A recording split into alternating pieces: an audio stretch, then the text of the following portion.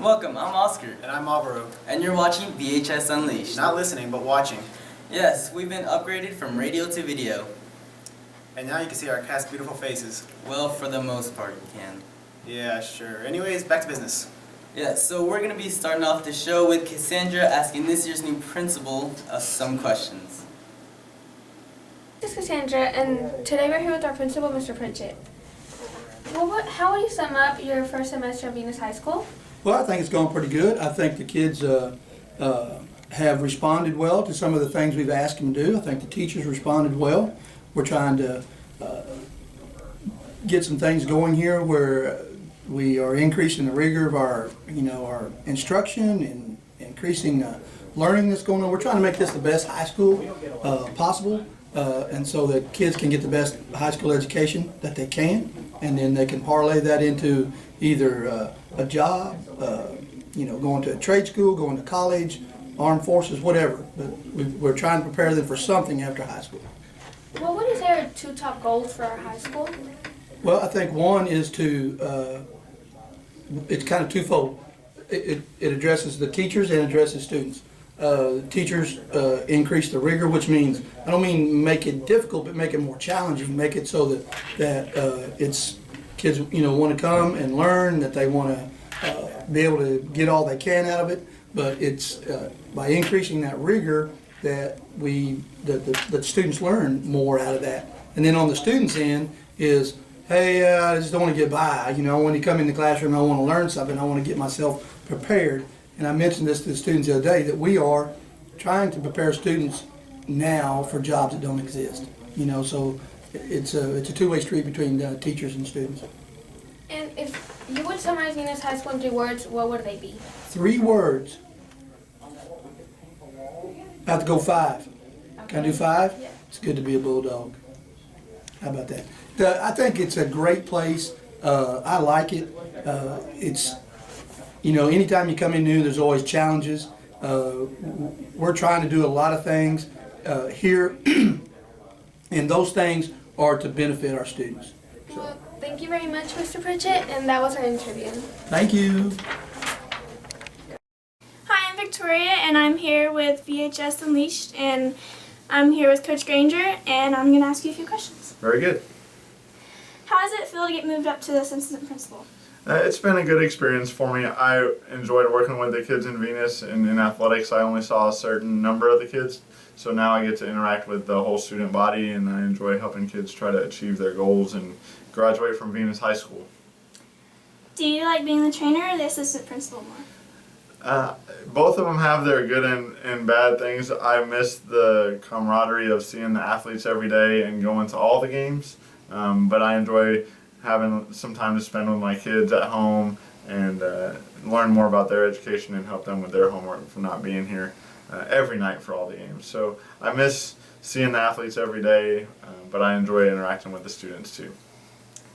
Does being the assistant principal have a bigger effect on you than being the trainer? I think it does. It's challenged me to go back to school, and I'm getting my doctorate degree in education, so it's challenged me to live the example that I try to tell students, which is try to achieve better than you are now and push forward to achieve your goals. So I think that helps me set a good example for the students in Venus and my children at home. Thank you. That's all. Yes, ma'am. Hi, this is Madison Smith, and I'm here with the other teacher, Coach Chavez. Now, Coach Chavez, what do you hope to accomplish for this field trip? On this field trip, they're going. It's a career day basically at Dallas Stars. They're going to give them the opportunity to go around and tour American Airlines Center, as well as listen to guest speakers about different careers and goals. And basically, it's motivational speakers that'll be there. And they're going to have similar backgrounds to our kids. Some have low socioeconomic statuses, and some have single-parent households. It just depends. It's going to be a good experience for our kids. Why do you believe AVID is necessary for this school? Again, I think our expectations sometimes, kids' expectations in general, are that if my parents didn't do it, I can't do it. I can't go to a big school. I can't go to college. I'm just going to go to work. And that's not the case. I think there's got to be somebody here to motivate them and give them the direction they need as far as how they can go to college and how they can utilize a FAFSA form and just filling that out in general. And organizational skills is huge for anyone. Actually, AVID would be a perfect class for anybody that is interested in college. Organizational skills, again, are huge, and just a push for college. All right. What goals do you think your AVID class will learn from this experience? I think it's kind of one of those deals where you come to work and get paid. They work really hard in my classroom. One of their priority or one of their circumstances to be an AVID is to be in a higher level class, basically a dual credit AP. So it's kind of one of those come to work and get paid deals. We worked really hard. They're going to go for a great purpose, but at the same time they're going to get benefit to relax. And so it's kind of a reward, but also a learning experience. That's what I hope. And they come back with bigger eyes about the world of Dallas even. So. All right, that's all we have time for. Now back to Alvaro and Oscar. Hey Bulldogs, we're here with the new segment called Talkback, where we get the student's opinion on various subjects. And for this first episode, we're talking about what some students admit to doing, others say they've never done, and few say they do it all the time. Got an idea of what we're talking about? Cheating academically. Go. How many of your friends would you say cheat? I don't know, not all of them, but some of them do. 20%. Like 75%. I wouldn't say a lot of my friends cheat, maybe a couple, but I know a lot of people who do cheat. I would say that half of them cheat. I would say about 75% of them. Well, I would say pretty much all of them. Have you ever cheated in school? Yes, but not recently. Maybe once or twice. School? Yeah. Yes. Of course, I think everybody cheats in school. Yes, I have. Why do you think students are prone to cheating? Well, I think it's a lot more complicated than people realize. It has to do with socioeconomics. But generally, stress involves with it. Parent pressure is also involved. Teacher pressure, it all has to do with that kind of stuff. So they can get a better grade. Because they're lazy and they feel that it's easier to cheat instead of having to do it on their own. Cheating. It seems so easy and smooth, Because they don't feel like doing the work. If they don't grasp the subject, I think they might think of it like the last rows of work. I think there's two different varieties. Some of them just don't care to pay attention in class, so they cheat to pass the test. The others worry too much, and so they cheat and compare answers to make sure they got it right so they can pass. How do you think cheating can be prevented?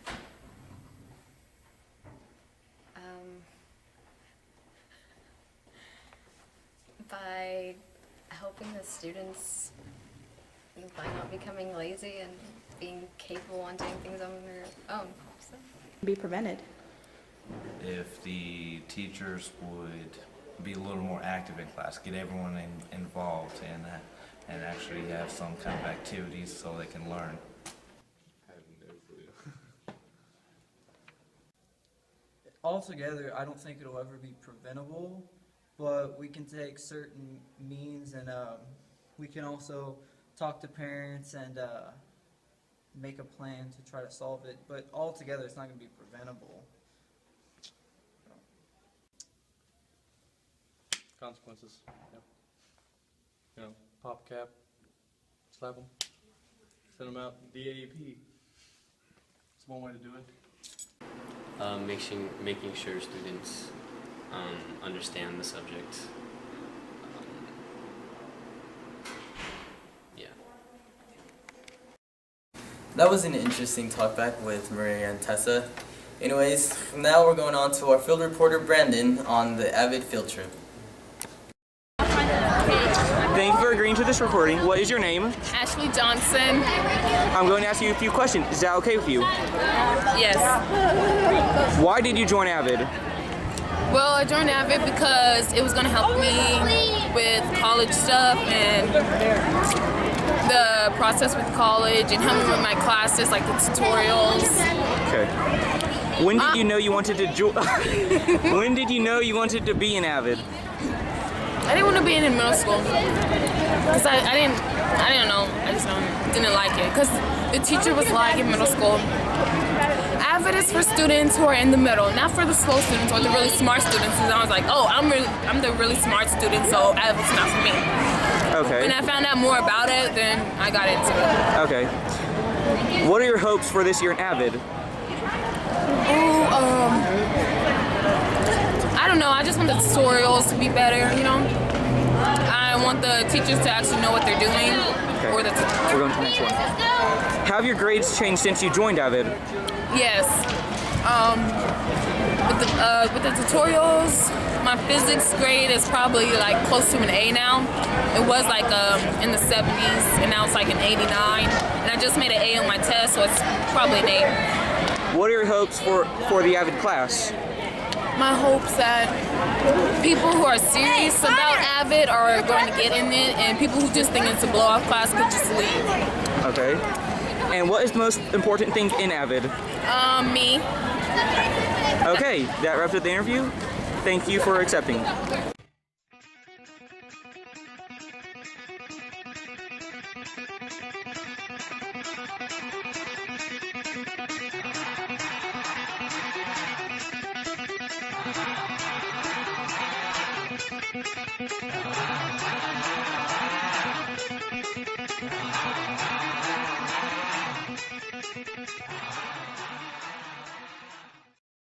And now for the final segment of the day, we've got Sean and Dalton on sports.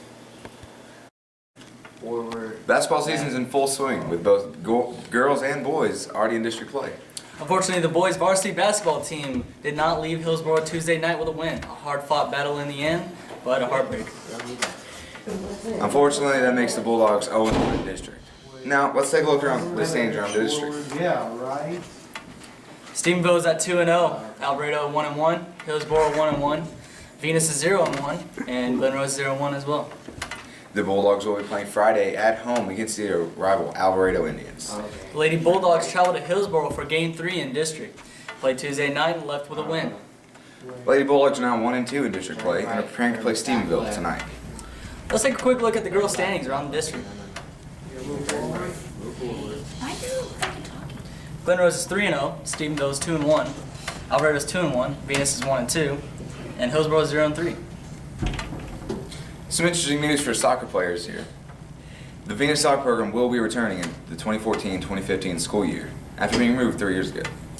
Baseball and track seasons are fast approaching. Make sure you're ready for the upcoming season and do whatever you do to get in that sport. Remember, you can get every schedule from sport by going to venusdynasty.net and clicking on sports page and then attach the athletic schedule tab.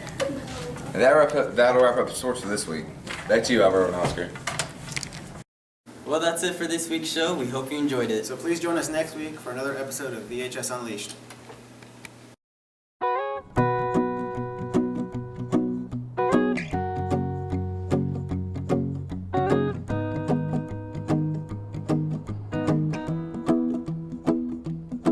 Well, you done me and you bet I felt it. I tried to beat you, but you're so hot that I melted. I fell right through the